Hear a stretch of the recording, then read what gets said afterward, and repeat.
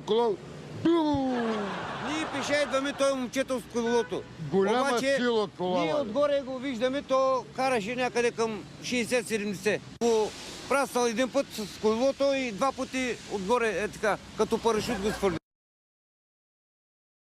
Поездача бил ли е пиян? Моля? Не, малко, Пиян пил ли е поездач? Малко. Малко пи. Да. Ако колкото вас, вие в момента сте пили доста. Не. Не.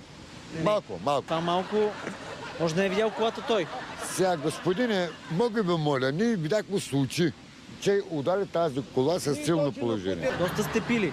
Не сме пили доста. Той така Аз съм изглежда. така говоря и плюс това съм чистоглед момче. Аз не виждам. Сте го ударили отдалеч. Виж какво направи кола, виж какво направи. Ние бяхме четиримата на гарата. Пехме по 2-3 ръки и от тук излизаме долу. Никаква вина няма шофьора. Значи е виновен, защото и той е пиян. И аз съм пиян. И четирима сме пияни. Във видимо добро състояние пострадалият бе откаран в болница за преглед, а неговите приятели продължиха в посока към най-близката